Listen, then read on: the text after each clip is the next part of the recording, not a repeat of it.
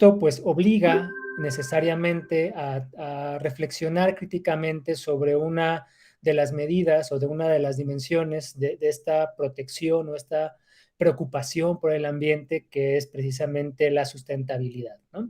Vamos a hacer esta presentación sobre cómo la sustentabilidad se ha constituido un discurso hegemónico de protección del medio ambiente, teniendo varias implicancias negativas y pocos resultados positivos para dicho objetivo.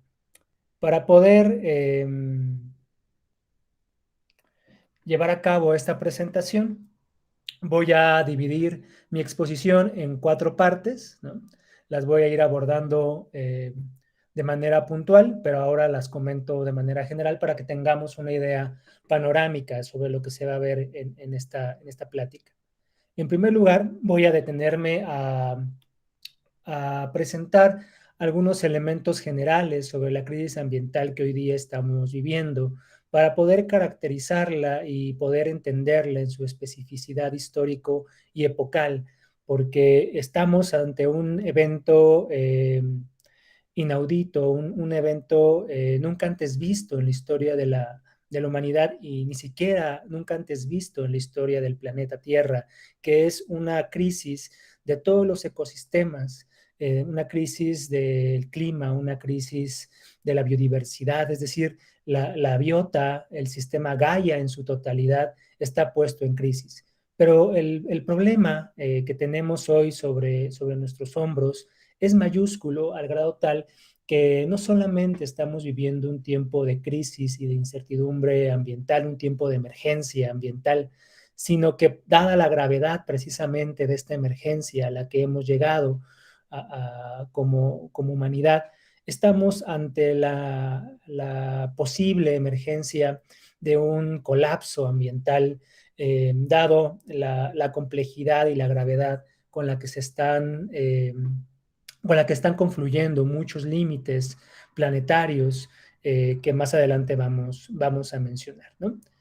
En segundo lugar, vamos a ver cómo precisamente la sustentabilidad como parte de un discurso de preocupación por el medio ambiente se torna muy rápido en un discurso hegemónico para pensar, para diagnosticar y para proponer soluciones sobre soluciones que busquen precisamente hacer marcha atrás de todos estos problemas ambientales, cómo abordar esta crisis ambiental, pero que por el tipo de propuestas, por la forma en cómo se está proponiendo, por ciertos ingredientes, posicionamientos epistemológicos, teóricos y políticos desde el cual se va forjando este discurso hegemónico de la sustentabilidad, pues desafortunadamente terminan por ser palabras vacías, conceptos vacíos y una serie de propuestas de difícil alcance y difícil concreción. Lo que sí representa este discurso hegemónico de la sustentabilidad son las bases ideológicas, políticas y económicas para el despliegue de nuevos procesos de acumulación de capital y de desarrollo tecnológico que en vez de representar una salida a la actual crisis ambiental, pues representa una agudización y complejización de la misma. Esto pues nos lleva a ver una primera disyuntiva respecto a estos imaginarios hegemónicos de la sustentabilidad, donde por un lado vemos cómo se va institucionalizando todo intento, institucionalizando toda propuesta que surja para llevar a cabo un desarrollo sustentable de la humanidad, ¿no? Se institucionaliza en el marco de lo que se conoce como el desarrollo sostenible y sus 17 objetivos planteados por las Naciones Unidas y que terminan por supeditar otras formas de pensar una relación sustentable entre el ser humano y la naturaleza, y por otro lado representa un serio problema para la soberanía económica, política y energética de muchos países, sobre todo de aquellos países en vías de desarrollo. Frente a esta perspectiva hegemónica e institucional que, como les digo, subordina y censura hasta cierto punto cualquier otro intento de pensar el desarrollo sustentable, vemos cómo surge una política de reforma que busca transformar ciertas dimensiones de la actual sociedad capitalista para volverla un modo de producción ecológicamente sustentable, ¿no? Vamos a ver cómo dentro de este reformismo pues está presente las bases o los cimientos de lo que se puede denominar como la era ecológica del capital, ¿no? Por último, como cierre de la plática, voy a abordar una propuesta que hemos venido trabajando desde el Centro Universitario CIFE, en donde buscamos sacar del anquilosamiento en el que se encuentra actualmente las investigaciones sobre la sustentabilidad, en tanto que este término se ha tomado como una panacea, se le ha vaciado de contenido, se ha dejado de reflexionar críticamente sobre lo que significa ser sustentable, una ciudad sustentable, una sociedad sustentable, ¿no? Y buscamos nosotros volver sobre los propios pies de los debates de la sustentabilidad para proponer una nueva forma, una nueva perspectiva que busca desarrollar lo que se entiende por ser sustentable, ¿no? Y por ello vamos a platicar sobre lo que hemos considerado que serían las bases epistemológicas y teórico-conceptuales de una sustentabilidad socioformativa. Bueno, este es el esquema general de lo que vamos a ver en estos minutos. En primer lugar, vamos a hablar acerca de la crisis ambiental, una crisis ambiental que hoy día no es un producto local, no es un producto nacional y no es un producto mucho menos regional. Por lo tanto, los efectos de esta no se pueden circunscribir a una ciudad, a un sistema de ciudades, a un país o a un continente, sino que el grado de desarrollo de esta crisis ambiental y los efectos que esta ha producido ha alcanzado desde la década de los 70 del siglo XX dimensiones estrictamente planetarias. Quiere decir que estamos ante la configuración de una crisis ambiental mundial, donde en todos los países que conforman esta división política de los continentes en el planeta Tierra viven alguna u otra o varias de las dimensiones de la fractura metabólica de la naturaleza y de la relación del ser humano con esta, ¿no? Pero bueno, estamos, decíamos a un inicio, ante una novedad histórica, una novedad que da cuenta de una etapa nunca antes vista en la historia de la humanidad y nunca antes presente en la historia del planeta Tierra.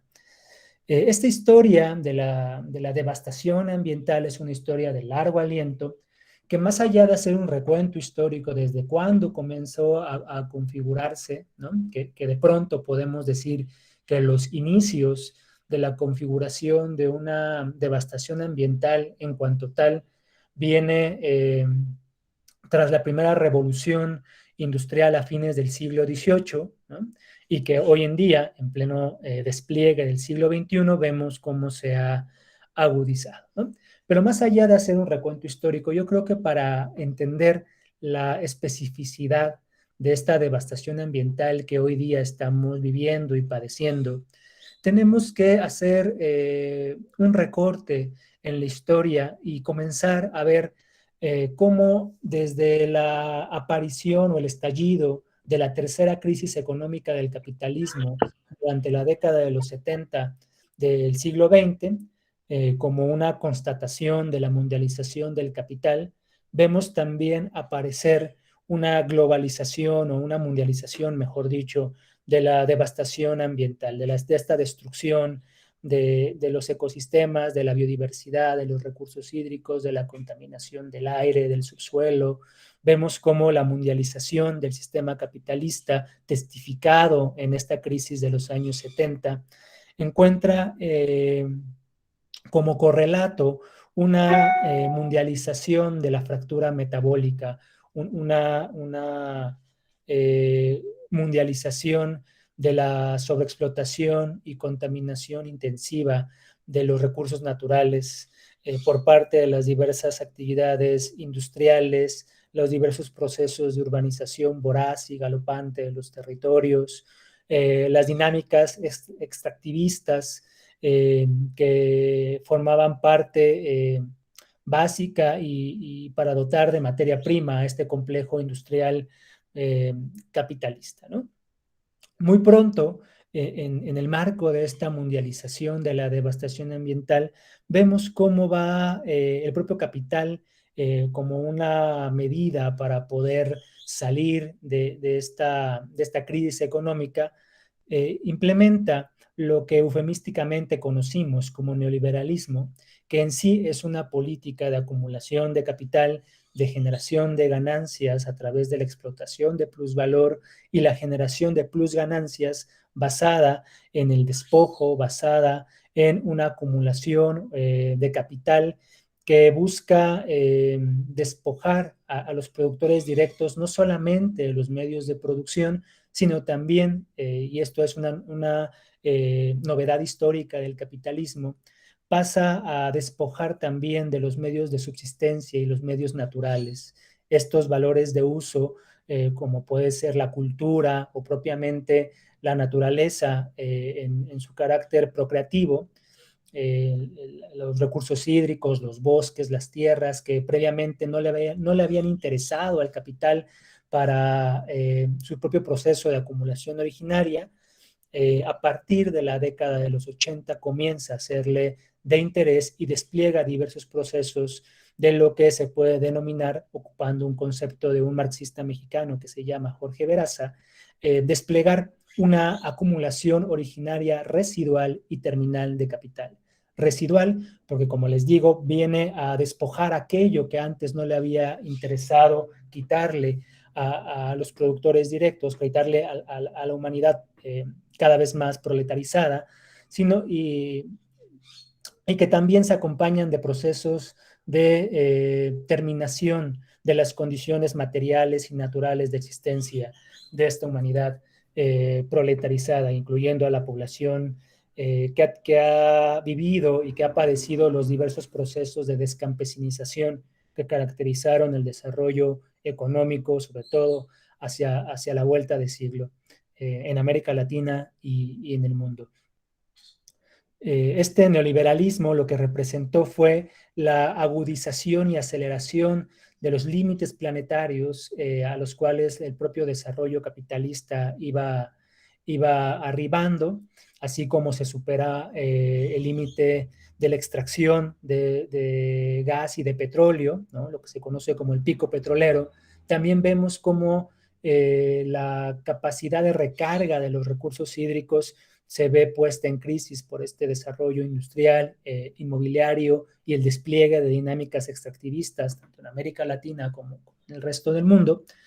Y vemos cómo el neoliberalismo empieza a implementar diversas prácticas de despojo. Despojo sí para la acumulación, pero también a desplegar diversos procesos de acumulación de capital que no se vinculan directamente con prácticas de despojo, ¿no? Lo que sí hay es una privatización del espacio público, una privatización también del espacio natural, ¿no? o de lo natural, y una intensificación en la producción de contaminantes de alta toxicidad que son vertidos tanto al suelo, al subsuelo y a los recursos hídricos, contaminándoles, así como el despliegue de una tecnología capitalista de alto valor y de alto valor negativo, ¿no? de alto costo ecológico, en tanto que implica un alto consumo de materiales, de energía y de biomasa para poder producir un gran arsenal de mercancías que en sí mismos ya representan una alta fuente de contaminación y de degradación también de la salud de la población, ¿no? Conforme el neoliberalismo se va desarrollando, pues también el grado de complejidad de esta devastación ambiental se va agudizando, ¿no? Lo cual, en el marco de la cuarta crisis económica del capitalismo, una vez que en el año 2007 estalla esta crisis en Estados Unidos, una vez que el sector inmobiliario es incapaz de realizar el plusvalor previamente explotado y de invertir nuevamente el capital acumulado. Esta crisis del sector inmobiliario en Estados Unidos brota y salta hacia el resto de economías, principalmente Europa, y desde allí se extiende al resto del mundo, ¿no? Tenemos en esta cuarta crisis económica del capitalismo lo que sería una segunda crisis económica de dimensiones mundiales. La primera fue la de la década de los 70 del siglo XX, y en esta segunda crisis vemos cómo el capital entra en una crisis económica. Aunado a esta crisis económica del capitalismo, vemos cómo la humanidad tiene que enfrentar diversas crisis de la salud, crisis de la política y crisis también de la naturaleza, una crisis ambiental, ¿no? Aquí es importante ver cómo más allá de una crisis del capitalismo, ¿no? que es un error y es un despropósito y una contrafinalidad política, teórica, pensar que estamos viviendo una crisis del capitalismo. Yo creo que lo que se está viviendo es más una crisis de la civilización, una crisis de la humanidad y una crisis de la naturaleza en su totalidad frente a un desarrollo pujante y un despliegue de toda la potencial destructiva de cierto tipo de capitalismo, que es el capitalismo específicamente neoliberal. Es decir, que en el marco de esta cuarta crisis económica del capitalismo, lo que vemos es la configuración de una devastación ambiental capitalista específicamente neoliberal, ¿no? Esto es importante considerarla y nombrarla de esta manera, porque nos va a permitir más adelante entender cómo es posible la configuración y el desarrollo y la estructura y la lógica de funcionamiento de un capitalismo ecológico, ¿no? Esto discutiendo con varias propuestas como la de Joan Martínez Salier, para quien es impensable la posibilidad histórica del desarrollo de un capitalismo ecológico, ¿no? Y eso pues vamos a ver cómo tiene varias repercusiones políticas contrarias a lo que el propio Alier y la ecología política que representa, pues intenta proponer, ¿no? Pero bueno, en el marco de esta especificidad neoliberal de la devastación ambiental contemporánea, pues vemos cómo en el 2015 surge desde el marco de las Naciones Unidas y lo que se denominó como la Agenda 2030, pues una agenda neoliberal para alcanzar la sustentabilidad, ¿no? Entonces, aquí vemos un primer contrasentido, si vemos que la devastación ambiental es de origen o viene desde la complicación de esta devastación ambiental viene desde los efectos ambientales que ha producido el capitalismo neoliberal. Pensar que su solución viene desde la agudización o el perfeccionamiento de las políticas y de la economía o de las dimensiones económicas del neoliberalismo, bueno, vemos cómo en realidad estamos ante un gatopardismo ecológico y un contrasentido para pensar precisamente un desarrollo sustentable de la humanidad, ¿no? Y esto, más allá de lo que en sí mismo representa, la propia coyuntura de la crisis sanitaria del COVID-19, la pandemia que todavía estamos viviendo, pues demostró cómo estos imaginarios hegemónicos de la sustentabilidad hoy día se encuentran más que caducos, ¿no? Se encuentran ya inactualizados por la propia realidad, ¿no? Por eso insistir que las agendas políticas de las naciones, ¿no?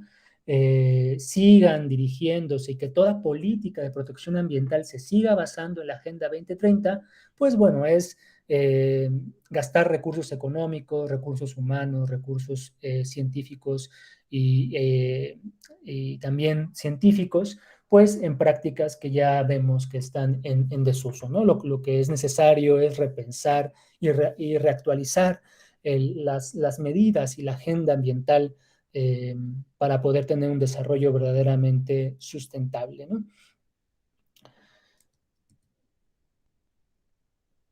Bueno, en el marco, les decía, de esta devastación ambiental específicamente neoliberal, capitalista y neoliberal, vemos cómo se han configurado tres grandes escenarios que podemos nosotros reconocer como la base de esta destrucción de la naturaleza. Primero, el despliegue, perdón, de diversos procesos de alto consumo productivo de recursos naturales, ¿no? Vemos cómo la tecnología capitalista que hoy en día se despliega y que estructura el corazón productivo y energético también de las diversas empresas a nivel global, ¿no? Aún así, cuando intenten basarse en energías limpias, ¿no? O entrar en la lógica de una transición energética hacia la sustentabilidad, ¿no? Para salir huyendo de este terror que ha producido el imaginario de la sustentabilidad sobre el uso intensivo del combustible, de los combustibles fósiles como factor energético, vemos que sigue siendo una producción de mercancías, una producción de valores de uso basado en un alto consumo de materiales y un alto consumo también de energía. Así, esta sea producida de manera eólica, así aun cuando los elementos sean biodegradables o sean orgánicos, vemos que implica un alto consumo, ¿no? Productivo, no un alto consumo social, que aunque también ocurre, eh, no está ligado propiamente con la agudización y con la configuración, pues, de esta crisis ambiental, ¿no? Y es precisamente por este alto consumo productivo de recursos naturales que se despliegan, por un lado, varios procesos de despojo y de privatización de la naturaleza como fundamento de la devastación ambiental que hemos venido relatando, ¿no? Vemos cómo cada vez son más las dinámicas de privatización por parte de los capitales que buscan eh, despojar a los productores directos de las tierras, ¿no? A la creación de grandes terratenientes industriales, ¿no? Que son los dueños de los terrenos donde posteriormente van a instalar sus fábricas, van a instalar también sus centros comerciales, ¿no? Vemos la configuración de diversos corredores urbanos e industriales, la construcción de megaproyectos de manera también virulenta, que tupen todos los territorios nacionales, ¿no? Y que aunado a esto, vemos cómo se despliegan procesos de contaminación de los recursos naturales, ¿no? Contaminación del aire, contaminación del agua, contaminación del subsuelo, por el vertimiento de diversos residuos sólidos, pero también por la excreta intensiva de elementos químicos de alta y novedosa toxicidad, ¿no? Es decir, que se están vertiendo a nuestros ríos, a nuestros mares, ¿no? A nuestros suelos, una cantidad inimaginable de sustancias químicas cuyo grado de toxicidad nunca antes se había visto también en la historia de la humanidad, ¿no? Esto como resultado del desarrollo técnico y científico subordinado a la lógica de acumulación de capital, ¿no? Y que encontró como correlato un vacío del poder del Estado que permitió el despliegue de estos procesos de sobreexplotación, de privatización y de contaminación intensiva de la naturaleza. Como resultado de estas dinámicas, podemos encontrarnos como los límites del propio metabolismo de la naturaleza, pues han ido encontrando eh, varias fisuras, ¿no? Propiamente, como dice John Bellamy Foster, se han producido varias fracturas en el metabolismo de la naturaleza, eh, los llamados límites planetarios, donde por un lado vemos el agotamiento de la capa de ozono, que ya durante la década de los 90 fue parte de los debates internacionales y de las cumbres internacionales que buscaban reducir la emisión de gases de efecto invernadero, ¿no? Como por ejemplo la discusión que se dio en el marco de la cumbre de Kioto, donde se anunciaba que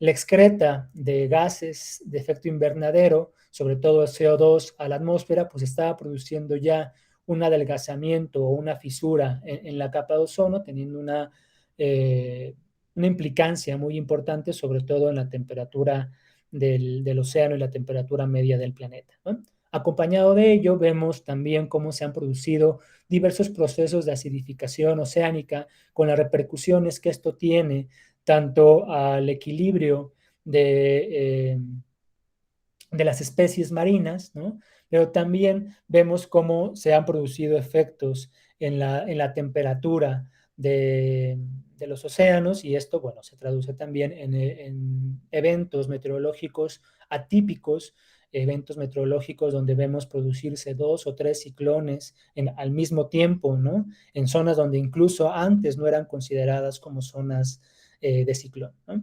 También vemos cómo los usos que se hacen del suelo por parte de las diversas dinámicas extractivistas, dinámicas de urbanización y de industrialización del territorio, pues ha llevado a que los usos del suelo tiendan vertiginosamente hacia ser de un solo tipo, ¿no? Un tipo ya sea urbano, industrial o agroindustrial, ¿no? Todo ello pues lo podemos simplificar a un uso capitalista del suelo y también un uso capitalista de los diversos mecanismos de legislación e incluso de conservación la tierra, ¿no?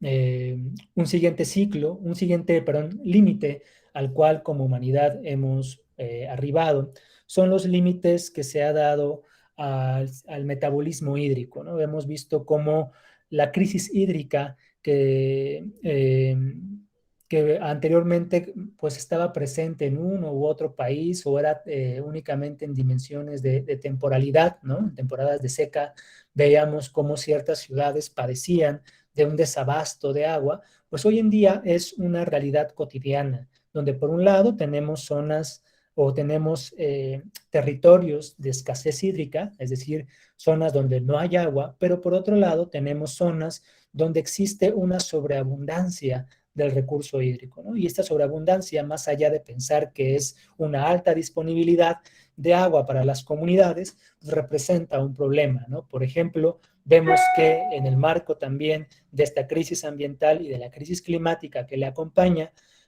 puede, por ejemplo, llover la cantidad de agua que antes caía o precipitaba en un mes o en 2 meses, caer en un solo día, ¿no? Y esto pues viene a colapsar todos los sistemas hídricos y la red de alcantarillado de diversas ciudades, ¿no? La crisis climática, que ha sido una de las eh, dimensiones más explotadas en términos propagandísticos y mercadológicos incluso de esta crisis ecológica, eh, a lo que se denomina de manera incorrecta como calentamiento global o de manera inespecífica como cambio climático, ¿no? Porque cambio climático pues alude a un fenómeno natural que siempre ha habido en la propia historia climática del planeta Tierra, ¿no? Desde que este surge en el universo, pues el clima va cambiando, ¿no? Entonces, hablar de cambio climático es a mi modo de ver, eh, una forma inespecífica de referirse a este problema tan serio que como humanidad venimos afrontando, ¿no? Pero bueno, también existe en la literatura y en los diversos informes internacionales la forma de llamarle calentamiento global. Esto, aunque busca hablar también de un fenómeno novedoso, ¿no? Un sobrecalentamiento planetario, pues en realidad también es inespecífico, porque así como la temperatura media del planeta sí tiende a aumentar, ¿no? Tiende a superar ya el grado centígrado que antes preocupaba, y ahora los escenarios más nobles, ¿no? Los escenarios más conservadores del calentamiento global hablan de buscar que la temperatura media de la Tierra no supere los 4 grados hacia fines de 2100, ¿no? Pero también este discurso esconde un fenómeno que va tomando también lugar en diversas latitudes de nuestro planeta, que es la configuración de escenarios no de calentamiento global, sino de una gran glaciación, ¿no? Escenarios donde, por un lado, el planeta se va sobrecalentando en ciertas regiones, pero por otro lado hay una tendencia también de otras latitudes a presentar temperaturas de bajo cero nunca antes vistas, muy cercanas a la era glacial que antecedió incluso al propio surgimiento del capitalismo, ¿no?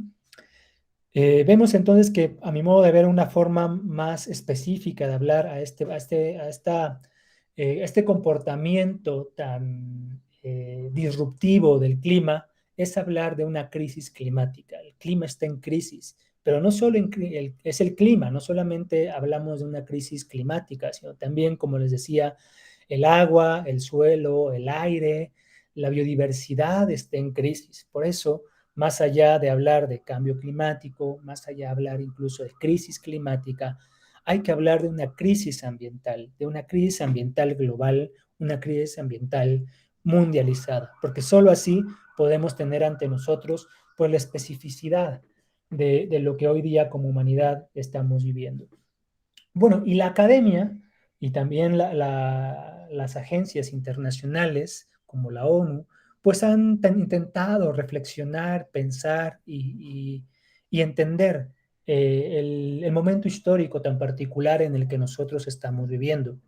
Esto ha dado lugar a que se denomine a esta coyuntura o esta etapa en la historia de la humanidad y de la Tierra bajo diversos nombres, ¿no?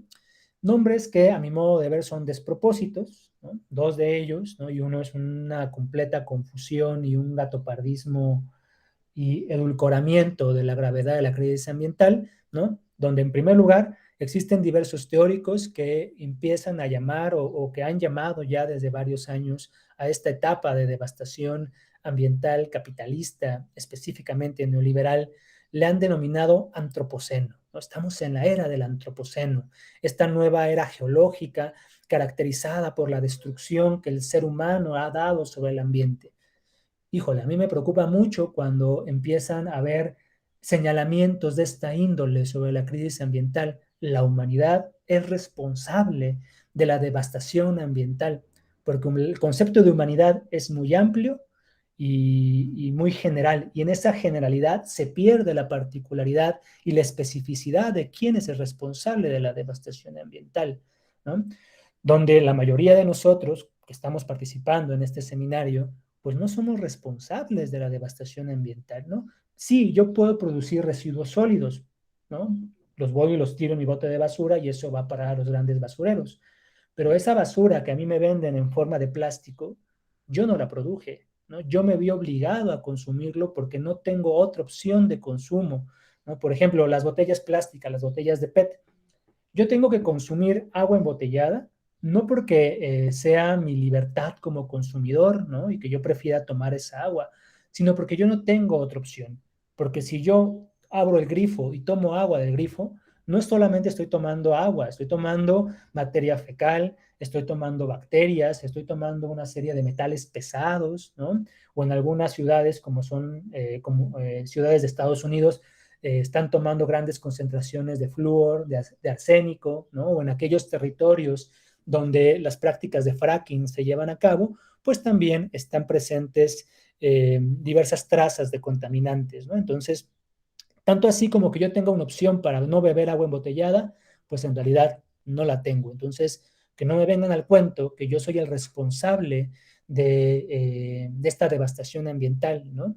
O que si yo lavo mi automóvil con manguera, soy el responsable de la gran crisis hídrica, ¿no? Cuando en realidad mi consumo anual como persona o el consumo de mi familia, ¿no? Durante un año es equivalente a la cantidad de agua que se necesita para producir un solo automóvil, ¿no?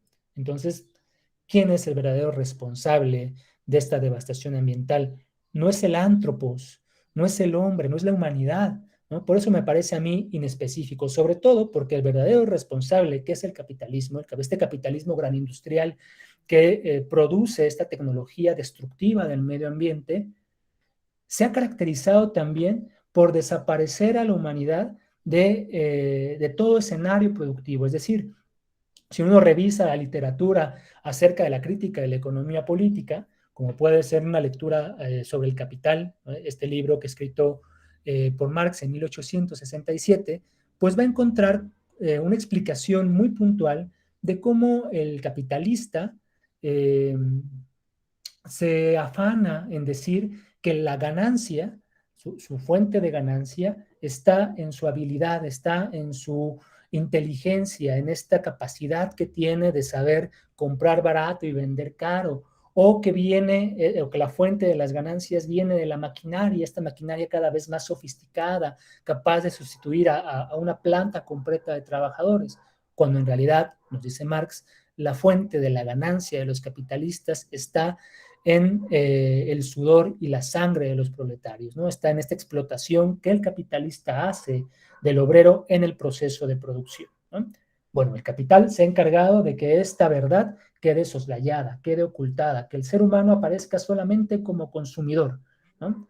Bueno, ¿cómo ahora, si buscamos nombrar al productor de la devastación ambiental, ahora sí es el ser humano, ahora sí es el proletario, es la humanidad en general la verdadera responsable, ¿no? Esto, pues les digo, es una implicancia, por lo cual, una implicancia derivada del uso del concepto de antropoceno, por lo cual a mí no me convence hablar del antropoceno, incluso me parece un despropósito cuando se utiliza ese tipo de adjetivación, ¿no?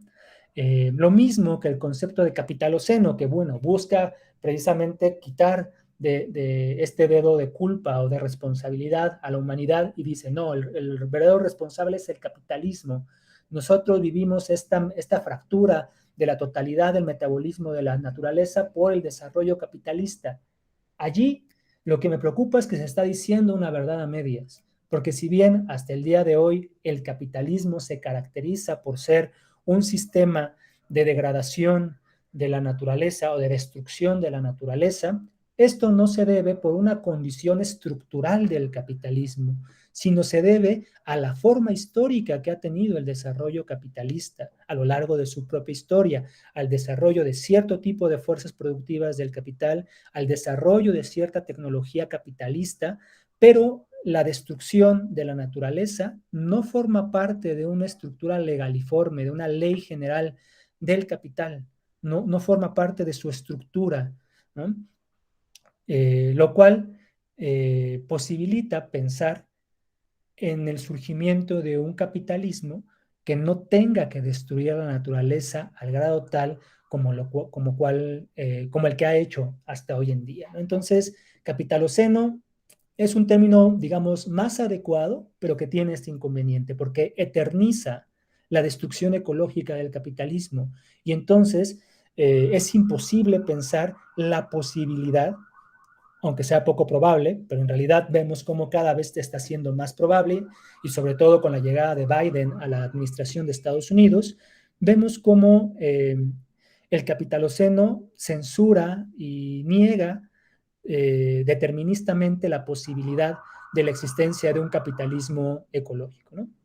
Y bueno, el tercer enfoque, el enfoque de los objetivos del desarrollo sostenible y de la Agenda 2030, pues en realidad lo que representa es, en primer lugar, les decía, un edulcoramiento de la devastación ambiental, ¿no? Lo llevan en la gran complejidad y el gran avance de la destrucción de la totalidad planetaria, lo reducen a 17 metas, ¿no? De colores, bien bonita presentada, muy sencilla, cual receta de cocina, que si todos los países la aplican, no hay devastación ambiental, ¿no? Cuando en realidad no tocan el corazón de la misma, ¿no? Entonces es como presentarnos una caricatura de la devastación ambiental, ¿no?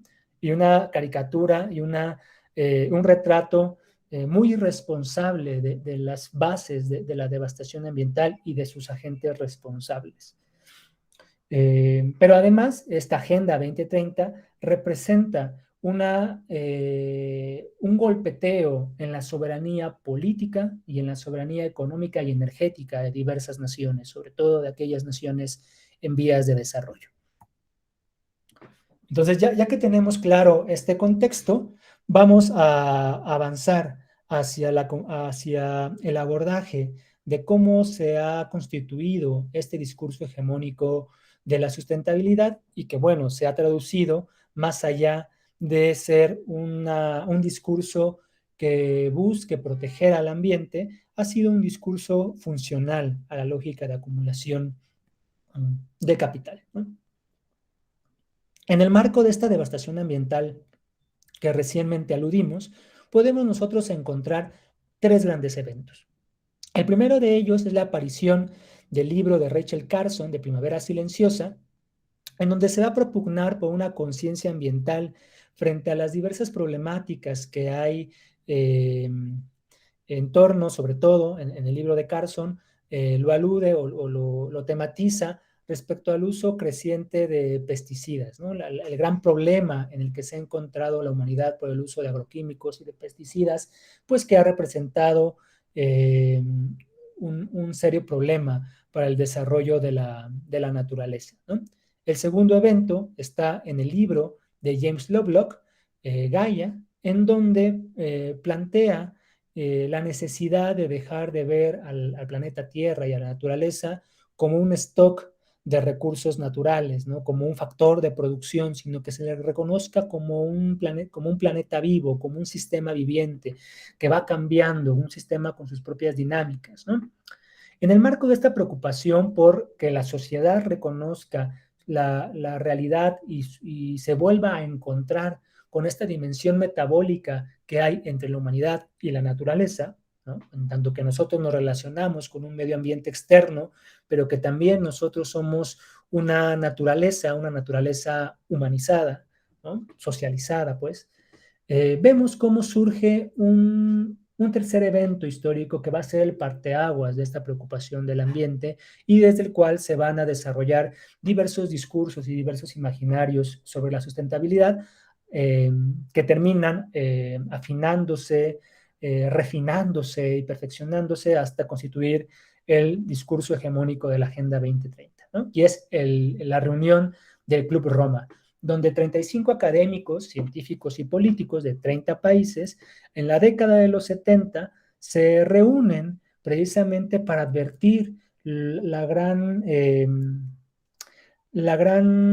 emergencia ambiental en el cual la humanidad está llegando.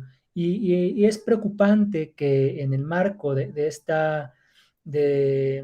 este informe que presenta el Club Roma, muy pronto se silencia esta conclusión a la que llegan nuestros expertos para denunciar que estamos en un grande problema ambiental derivado sobre todo por el alto consumo de materiales y de energía, cuyo núcleo está en la quema intensiva de combustibles fósiles, principalmente petróleo, porque es precisamente en la década de los 70, 73, 72, cuando estalla la crisis del petróleo a nivel internacional, lo cual, si nosotros, o si existe pues un discurso que llama a dejar de utilizar el petróleo, pues las grandes petroleras se encuentran con un doble problema. Primero, con un problema de los precios internacionales de petróleo y por otro lado, una demanda global por los movimientos ecologistas y un señalamiento por el Club Roma para dejar de utilizar el combustible fósil, ¿no? Por eso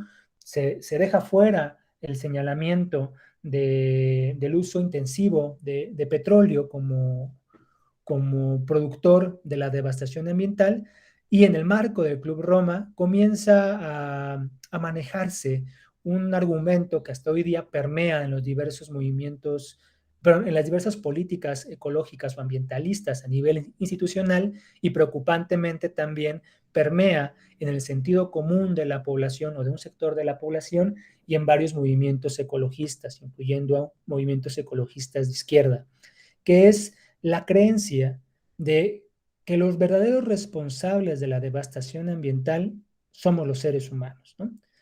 Desde esta perspectiva neomalthusiana, donde el ser humano es el responsable de la devastación ambiental y entonces la humanidad es vista como el gran virus que viene a exterminar todos los recursos naturales, que viene a acabar con toda la biodiversidad del planeta, se comienza a estructurar las bases ideológicas, políticas de discursos ecofascistas, ¿no? Donde el problema es la población, somos muchos en la Tierra, el planeta no alcanza para la gran cantidad de seres humanos que hay sobre el planeta. A esta pregunta o esta conclusión a la que se llega, ¿no? y que hay varias voces que confluyen en esta creencia, cabría hacerle una siguiente pregunta para cuestionarle, y es, si los discursos ambientalistas de corte ecofascista, aunque ellos no se denominan ecofascistas, denuncian que la devastación ambiental se debe por la existencia de una sobrepoblación, que existe más población de la que el planeta resiste, la pregunta que habría que hacer es, ¿quiénes son los que sobran? ¿No? ¿A quiénes exterminamos? ¿O a quiénes ya no reproducimos?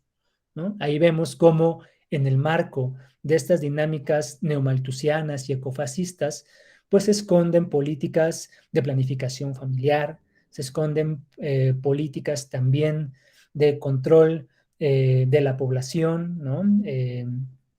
Se esconden también pues diversas dinámicas de control de la pobreza, ¿no? Es decir, cada uno de los elementos de la Agenda 2030 pues ya va teniendo sentido bajo esta perspectiva ecofascista, ¿no? Un concepto que surge previo al concepto del desarrollo sostenible y que es importante recordar porque hubiese representado una beta diferente de esta preocupación por restablecer las diversas dinámicas y flujos metabólicos entre la humanidad y la naturaleza, es el concepto de ecodesarrollo. Es un concepto que lo propone Maurice Strong y que posteriormente difunde Ignaz Sanch, en donde se denuncia precisamente el grado de destrucción de la naturaleza, el grado de devastación que se ha producido y se denuncian los diversos escenarios de injusticia ambiental, pero no solo, sino también se señalan los diversos escenarios de justicia social, justicia económica, de injusticia económica e injusticia social. Por lo tanto, propone como marco de un desarrollo ecológico de la humanidad el restablecimiento de las condiciones económicas, políticas y ambientales para una justicia socioambiental, lo cual es muy importante considerar, ¿no?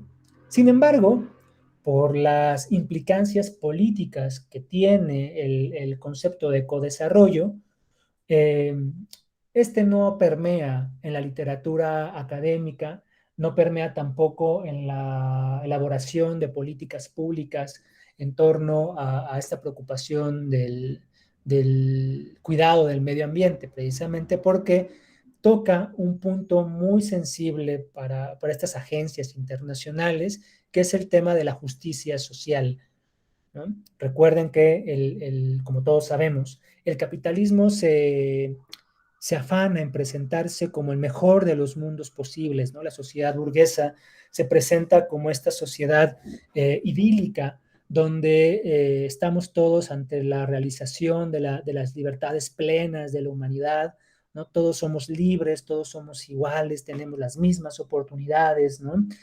Tenemos la gran posibilidad de triunfo frente a nosotros, ¿no? Y entonces que surja un concepto muy bien fundamentado y muy bien formado que hable precisamente de escenarios de injusticia social, pues comienza a ser bastante incómodo, ¿no? Hablar de injusticia social, pues escucha feo, ¿no? Es bastante espinoso, ¿no? Hablar de algo injusto, ¿no? O que el capitalismo es injusto, cuando en realidad, pues él mismo se autopresenta y autocaracteriza como, como social y ambientalmente justo, ¿no? Por ello, pues este concepto muy pronto queda en desuso. No así un concepto que va tomando cada vez más pujanza, que es el concepto de la sustentabilidad. Un concepto que en sí mismo no nos dice nada. Vamos a hablar de la sustentabilidad. Suena muy bonito, suena bastante bullante, ¿no? Hablar de este desarrollo sustentable. Pero bueno, ¿qué es lo que significa la sustentabilidad y cómo es que se ha constituido un discurso hegemónico. La sustentabilidad lo que representa es esta búsqueda del propio capital por volverse ambiental, económica y socialmente viable. Es decir, el discurso de la sustentabilidad lo que maneja es el equilibrio que hay entre la dimensión ecológica, la dimensión ambiental y la dimensión social. Desafortunadamente, esta sustentabilidad así entendida es inespecífica, porque no nos dice cómo va a lograr este equilibrio, ¿no? ¿Cómo va a lograr un equilibrio económico si no toca el corazón de la propia acumulación de capital que produce miseria y produce riqueza de manera esquizofrénica, ¿no? De manera completamente separada, ¿no? Pobreza para muchos y riqueza para pocos, ¿no? Entonces, hablar de sustentabilidad económica, pues a mí me parece más que está hablando de sustentabilidad en pro de la generación de ganancias para pocos. Así mismo pasa cuando hablamos de sustentabilidad social. Hablar de sustentabilidad en términos sociales, pues sería posible si se toca o el elemento más básico de injusticia social, que es la explotación de plusvalor de la clase proletaria por parte de la clase burguesa. Mientras eso no se toque, hablar de sustentabilidad económica y hablar de sustentabilidad social, pues es un buen deseo, es una buena aspiración, pero no nos dice nada al respecto, ¿no? Pero bueno, hablar de sustentabilidad sigue siendo bonito, sigue siendo un concepto pues bastante light, ¿no? Para hablar para referirse tanto a la crisis ambiental como a referirse a las estrategias que se deben desarrollar para hacerle frente. Sin embargo, la sustentabilidad ambiental la dimensión ecológica de la sustentabilidad sí encuentra una, una base técnica y material que se puede desarrollar en el marco del capitalismo, ¿no? No como ha ocurrido hasta hoy en día, porque hasta hoy en día el discurso hegemónico de la sustentabilidad, eh, aunque ha reconocido que los diversos problemas ambientales surgen desde la economía o desde lo económico, desafortunadamente se equivoca al momento de señalar al culpable, porque para la sustentabilidad el culpable es el mercado. Digamos que la devastación ambiental se produce en el mercado, se produce en el circuito de circulación y de consumo de mercancías, cuando en realidad la verdadera devastación ambiental se produce inmediatamente en el proceso de producción, no en el mercado. En ver el mercado como fuente de la devastación ambiental es ver la película a la mitad, ¿no? Es como si tú empiezas a ver una película ya con 40 minutos de empezado y entonces tú crees que lo que está ocurriendo ahí es el inicio de la película, ¿no? Cuando en realidad, pues el verdadero responsable, según hemos platicado y según se ha testificado, pues es el sistema de producción, no el mercado, ¿no? Y como el discurso hegemónico de la sustentabilidad ve al mercado como problema, la gran solución la enfoca en el mercado. Y entonces empieza a hablar de impuestos verdes, de externalidades ambientales, de costos ecológicos, ¿no? Empieza a elaborar una serie de terminología propia del mercado, ¿no? Donde la gran solución está precisamente en los servicios y en los impuestos ambientales, cuando en realidad pues no representa una medida para desacelerar la alta destructividad de los capitales sobre la naturaleza. Lo que sí representa hablar de impuestos verdes o de esta contabilidad ecológica o esta economía ecológica es impulsar un desarrollismo. Los diversos capitales pueden con la mano en la cintura seguirse desarrollando, seguir explotando la naturaleza, seguir contaminándola, ¿no? Porque este impuesto que tiene que pagar por la devastación ambiental, cuando la paga, cuando no los estados nacionales y los gobiernos que tienen contubernio con estos capitales los exoneran de pagar esos impuestos, cuando los pagan, pues los impuestos se los transfieren al consumidor, ¿no? Y entonces el producto sube de precio, ¿no? y el capital puede pagar con la mano en la cintura, en tanto que lo suma a un costo de producción, puede seguir contaminando la naturaleza sin ningún problema, ¿no?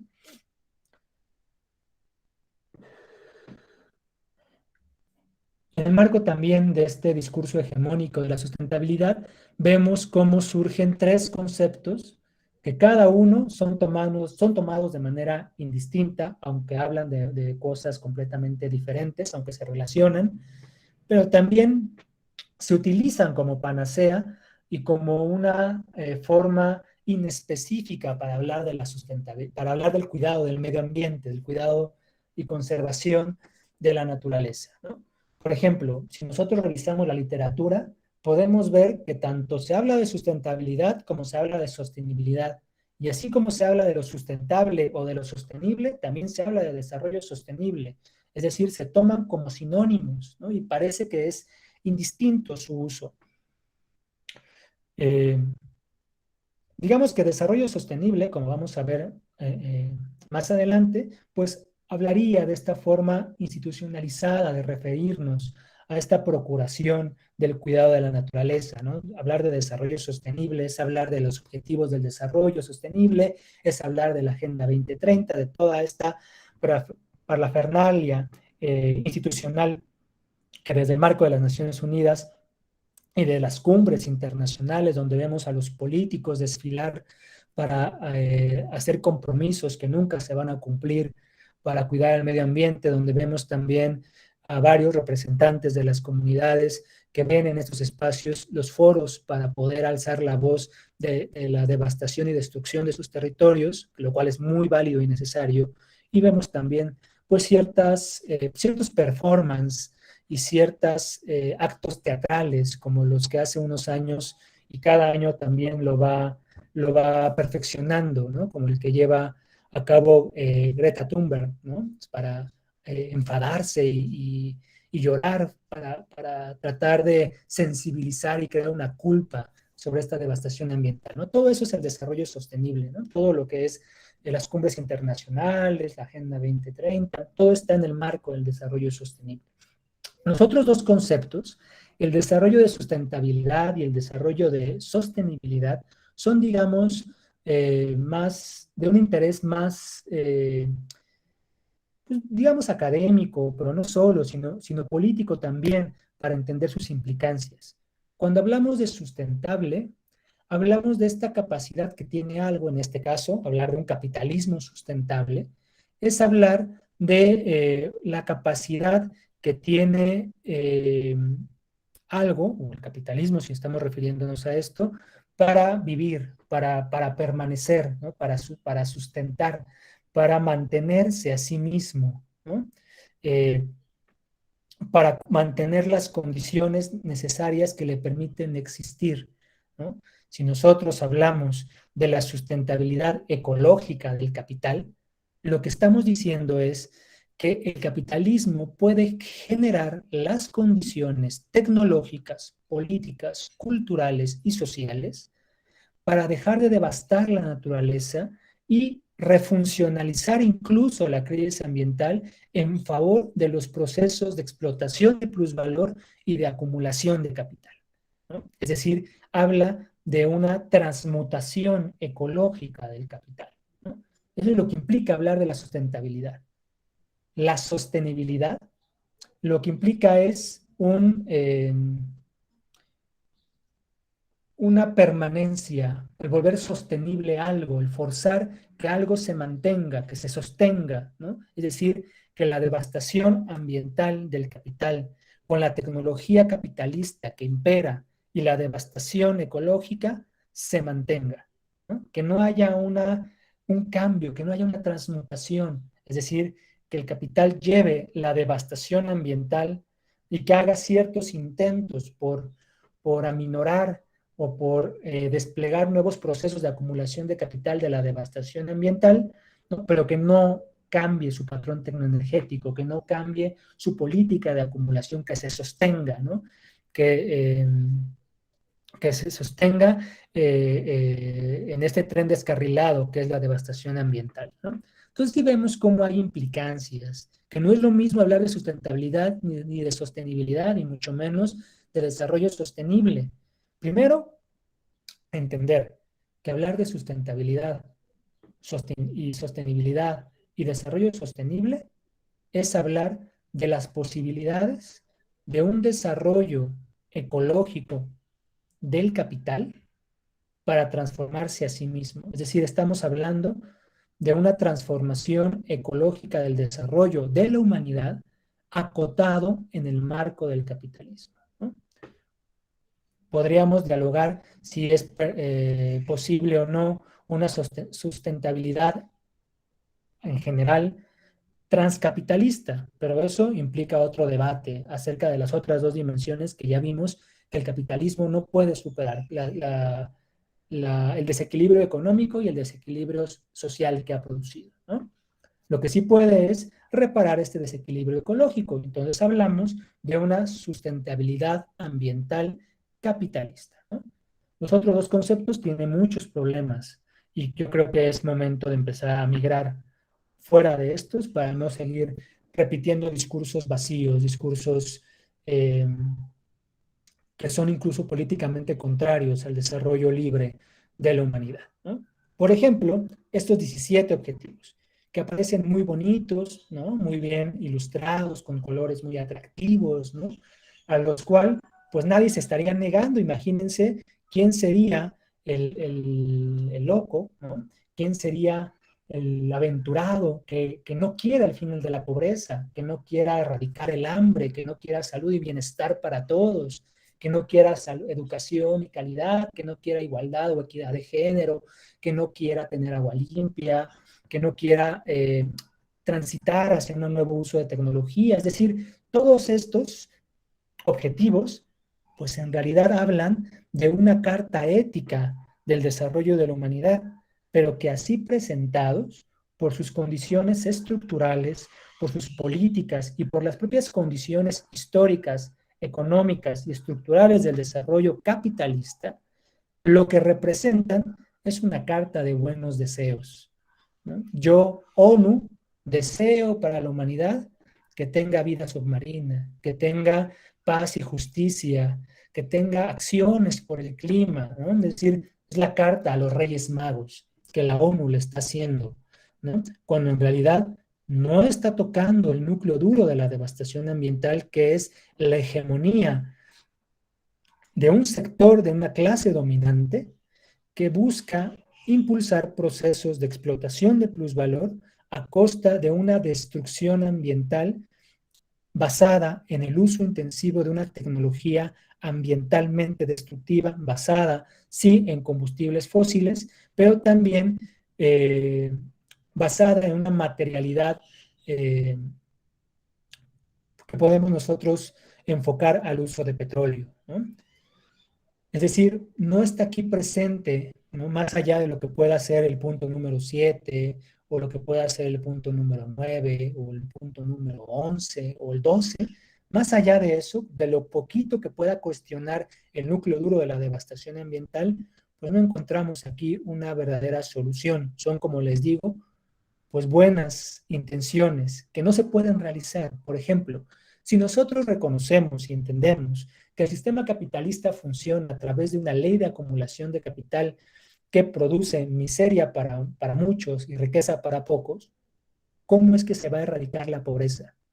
No se puede. La riqueza es una dimensión estructural, no es política, ¿no? Estos objetivos son políticos, o tendrían que ser políticos, en realidad son éticos, ¿no? O morales, más morales que éticos, pero en términos estructurales no nos dice cómo erradicar la pobreza o cómo erradicar el hambre, ¿no? No nos dicen las prácticas de especulación que hay con los alimentos, no nos dice el problema de los monocultivos, el problema del despilfarro de alimentos que día con día son tirados a la basura para que se mantengan los precios internacionales de los cereales, por ejemplo, ¿no? No se habla de este auge que ha tenido, por ejemplo, dietas basadas en lo vegano, ¿no?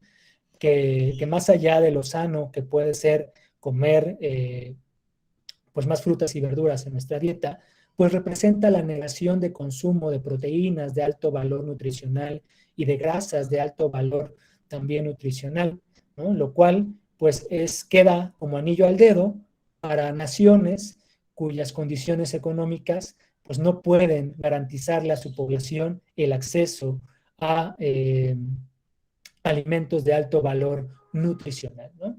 Ya no hablemos del salud y el bienestar, que la propia crisis del COVID-19 nos testificó que no se ha avanzado en términos de protección y de bienestar de la población, ¿no? Con la destrucción de los sistemas nacionales de salud, pero también con la destrucción del sistema inmunológico de las personas, ¿no? Si nosotros vemos las rutas epidemiológicas del COVID-19, pues reconocemos que es la misma ruta de la industria de alimentos procesados, es la misma ruta de la diabetes, la misma ruta de la hipertensión, siguen los mismos caminos de devastación de la salud de la población, ¿no? Y así nos podemos ir viendo cómo cada uno de estos 17 objetivos ha representado solamente la elaboración de una agenda internacional y posterior a ello una agenda nacional para crear un imaginario de que se está haciendo algo en pro del medio ambiente, con los recursos económicos que eso implica, con toda la parafernalia que esto conlleva, ¿no? Y esto pues ha hegemonizado toda la investigación o la mayor parte de la investigación sobre la sustentabilidad. Ustedes hagan una búsqueda en Scopus, una búsqueda en Google Academic sobre investigaciones o papers que tengan que ver con sustentabilidad, aluden sí o sí al tema de los 17 objetivos del desarrollo sostenible, ¿no? Hablan de desarrollo sostenible y se van a la definición del informe Brundtland, donde nos hacen esta consideración ética, ¿no? Hay que pensar en las generaciones futuras, ¿no? No llega más, ¿no? Nos dice, hay que pensar en las necesidades del futuro, ¿no? Y para ello hay que nosotros mesurarnos en el presente, ¿no? Es una recomendación de buenos deseos y ética, ¿no? Alguien piensa en los niños, ¿no? Alguien piensa en las generaciones futuras, cuando en realidad sí es pensar en el futuro, pero a través de una transformación y de las necesidades del presente, ¿no? Esta institucionalización del desarrollo sostenible, pues parte de la Comisión Brundtland, en el marco de esta elaboración de la Agenda 2030 y los 17 Objetivos del Desarrollo que en 2015 se llevarían a cabo en la 70 Asamblea General de la ONU, pero también vemos cómo sienta las bases para una posible era ecológica del capital, ¿no? El capitalismo, con cuanto tal, se da cuenta del gran problema en el que se metió en términos ambientales, porque ya no cuenta hoy día con la misma disponibilidad de recursos naturales que necesita para poder desarrollarse, para poder desarrollar sus procesos de producción. Entonces empieza a ver la necesidad de hacer una transfiguración, una transmutación de sus diversos procesos productivos para que en cierta medida sean ecológicamente sustentables, ¿no? Pero por otro lado, como también la humanidad está viviendo estas consecuencias y la humanidad lo que hace es protestar en contra del capital que está destruyendo la naturaleza, lo que hace es presentarnos un edulcoramiento de la crisis ambiental. Primero nos dice, el problema no es tan grande. O sea, sí hay un problema, pero no es tan grande. Es un problema que, mira, lo podemos resumir en 17 puntos. No más, no 18, no 16, 17. Mira, te los pongo ordenaditos. Tú los puedes ir superando y el problema, pues, si sigues este instructivo, se resuelve. Cuando en realidad vemos que es mucho más complejo y mucho más complicado que 17 puntos, 17 colores, ¿no? 17 acciones globales en contra de la devastación ambiental. Lo que sí es que se crea este lobby ecológico donde todos los países estamos muy comprometidos y pobre de aquel país que no firme los acuerdos internacionales porque es el país retrógrada que no quiere salir del uso de combustibles fósiles, ¿no? Él es el responsable, nosotros que vamos a la vanguardia y que utilizamos energía solar, somos los salvadores del mundo.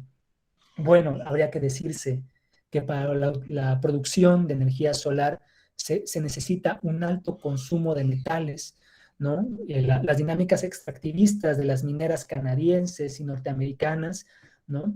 Pues están detrás de, de este auge por el uso de la energía solar. Ya no digamos eh, una dimensión de la transición energética que afortunadamente ha sido soslayada, pero sigue estando latente, que es el uso de energía nuclear, ¿no? Todavía hay quien cree que la gran solución para la transición energética es el uso de la energía nuclear como base productiva, ¿no? Y eso pues tiene bastantes consecuencias, como nos ha enseñado eh, Fukushima, como nos ha enseñado Chernobyl, ¿no? Y los otros desastres nucleares que se han silenciado, pero que han ocurrido. Y lo más preocupante de esta institucionalización del desarrollo sostenible es esta censura y pérdida de la soberanía de los diversos estados nacionales, ¿no? Se soslayan, se censuran otras formas distintas de pensar y actuar la sustentabilidad. Todos los saberes ancestrales de las comunidades indígenas y afrodescendientes son silenciadas, ¿no? Es decir, los únicos que pueden decir cómo se lleva la sustentabilidad es la ONU, la Agenda 2030 y los estados nacionales. Las comunidades originarias no tienen que decir. Incluso, ¿quiénes son los responsables de la crisis hídrica? Pues los campesinos, ¿no? Que utilizan el sistema de riego por inundación, son los grandes irresponsables, ¿no? Que utilizan esas grandes cantidades, ¿no? de agua para regar, ¿no? Bueno, bajo esta lógica es que se censura desde esta institucionalización del desarrollo sostenible otros saberes ancestrales verdaderamente sustentables, ¿no? Y otro desarrollo tecnológico que se base en tecnologías ancestrales para revertir los efectos de la devastación ambiental. Pero bueno, dentro del marco de este imaginario institucional surge una tendencia por apuntar hacia un reformismo, hacia una reforma del capitalismo para que verdaderamente sea sustentable, ¿no? Y es cuando empezamos a hablar de un desarrollo social sostenible, no solamente de desarrollo sostenible, sino de un desarrollo social sostenible con una dimensión de reforma ecológica, de transformación ambiental del capital, donde pues aboga por la justicia social como base para alcanzar la sustentabilidad. No podemos pensar que la humanidad procure la protección del medio ambiente si antes no tiene garantizadas sus condiciones materiales de existencia, no tiene garantizado el alimento, no tiene garantizado la cultura, la educación, la política, ¿no? Son dimensiones propiamente humanas que satisfaciéndolas puede pensar posteriormente en repensar su vínculo con la naturaleza, ¿no? Para esta dimensión, el papel del Estado es indispensable en el marco de este reformismo, ¿no? Por eso movimientos de izquierda que buscan participar dentro del Estado, ¿no? y de las instituciones del Estado para una transformación social son necesarios para alcanzar este desarrollo social sostenible y esta reforma ecológica del capital, ¿no? Sin embargo, tanto el diseño de las estrategias como el diseño de la propia caracterización y conceptualización del desarrollo social sostenible, pues no ha logrado salirse de los límites que representan los discursos hegemónicos de la sustentabilidad, desafortunadamente, porque trae dentro de sí una gran potencialidad de transformación social para esta reforma ecológica del capital, ¿no? Bueno, ya para concluir, pues la propuesta estaría en pensar un nuevo tipo de perspectiva sustentable, ¿no? Digamos, una nueva perspectiva de pensar la sustentabilidad ecológica del capital desde la socioformación en lo inmediato, pero que precisamente por las características que tiene la socioformación, implica hablar no solamente de una transformación ecológica del capital, para volverlo ambientalmente sustentable, sino la socioformación permite avanzar hacia la transición transcapitalista de un desarrollo ecológico de la humanidad. Es decir, abre una disyuntiva histórica que se creía cerrada respecto al desarrollo ecológico del capital, ¿no? Bueno, ¿qué es la socioformación? La socioformación, en primer lugar, es un enfoque latinoamericano de acción comunitaria. Eso es muy importante, porque no es un discurso colonialista, ¿no? Que desde realidades ajenas a las realidades de Latinoamérica, ¿no? Para el caso, para los países del continente, no implica como el importar imaginarios o importar eh, conceptos o dimensiones epistemológicas que no pueden encontrar un arraigo material con nuestra realidad, ¿no? Y segundo, se basa en lo comunitario, y eso es muy importante. La sustentabilidad, para que funcione, aún así sea la sustentabilidad capitalista, ¿no? Tiene que basarse en lo comunitario.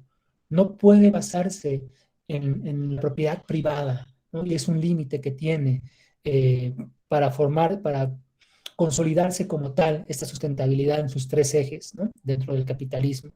Tiene que basarse en la organización y en la educación. No en la educación en el sentido progresista, ¿no? De, bueno, sí, se es pobre porque no se tiene educación y entonces la solución de todos los males es la educación, ¿no?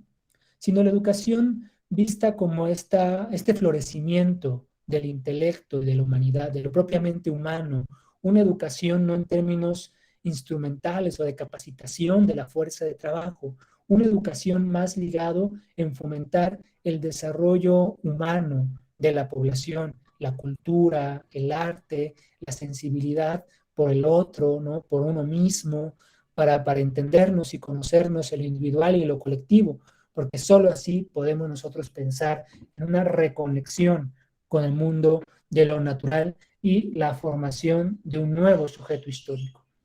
Esto es lo que posibilita pensar la socioformación. Entonces, hablar de una sustentabilidad socioformativa nos habla de un proceso, no es una etapa, no es un resultado, sino es un proceso con sus vaivenes, con sus contradicciones, con sus ciclos, de construcción progresiva de una comunidad colaborativa que se centre en las condiciones, en la mejora de las condiciones sociales y naturales de vida.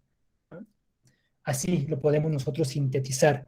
Y esto implica desarrollar un sistema de producción, de circulación y de consumo de mercancías, pero también de sujetos y de subjetividades basados en un despliegue científico, tecnológico, instrumental que sea sustentable, que sea afín a la reproducción y conservación de la naturaleza, ¿no?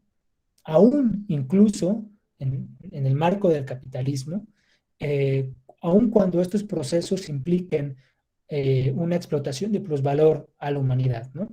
Como les digo, en tanto que la socioformación se basa en esta perspectiva comunitaria y de formación del nuevo sujeto histórico, que representa en sí mismo un cultivo de la politicidad de la población, pues muy pronto esta transformación sustentable del capital de la mano de la socioformación, así como de la crítica de la economía política, pues podría representar una transición ecológica del capital, ¿no? Esa transición ecológica pues implica necesariamente criticar todo desarrollismo, reconocer cómo se han construido los diversos puentes de comunicación con otras opciones de sustentabilidad, ¿no? Que no necesariamente tienen por qué ser anticapitalistas, pero con que busquen restablecer el equilibrio ecológico, tienen que ser escuchadas, tienen que ser retomadas en lo que sirva, ¿no? Que sí se busque llegar a acuerdos globales, pero que no sean generalizables, ¿no? Que haya un acuerdo entre las diversas fuerzas económicas y políticas a nivel mundial por cuidar el ambiente, pero que siempre se tengan en cuenta las condiciones institucionales, políticas de la soberanía de cada país para construir sus propias estrategias y sus propias agendas nacionales para alcanzar un desarrollo sostenible, sustentable de la humanidad, ¿no? Esto, en lo inmediato, digamos como acción prioritaria, requiere llevar a cabo una historia crítica de la sustentabilidad, de lo que hasta hoy en día se conoce como sustentabilidad, pero también una historia crítica de la tecnología que posibilite la configuración de un desarrollo sustentable, tanto del capital en lo inmediato y en un largo aliento, un desarrollo sustentable de la humanidad. Esto implica escapar con miradas prometeicas y optimistas sobre la Agenda 2030, dejar de utilizarla como una panacea que todo lo viene a remediar y todo lo viene a posicionar, e implica necesariamente el reflexionar crítico. Yo creo que en este sentido, la configuración de este tipo de escenarios, como este seminario, es muy importante precisamente para avanzar en la configuración de un escenario crítico de esta epistemología hegemónica sobre la sustentabilidad. Pues muchas gracias por su atención y me gustaría ahora como entrar en un diálogo con ustedes para poder ahondar quizá en algún punto donde yo no haya sido lo suficientemente claro o algún punto que les haya interesado a ustedes. Pues muchas gracias. Muchísimas gracias, doctor Luna. Toda la información que el día de hoy nos compartió, créame que es muy útil para cada uno de nosotros, identificando y reconociendo ese valor ético a partir de toda la información que usted ha venido trabajando a lo largo de sus investigaciones. Muchísimas gracias. Cedo la palabra a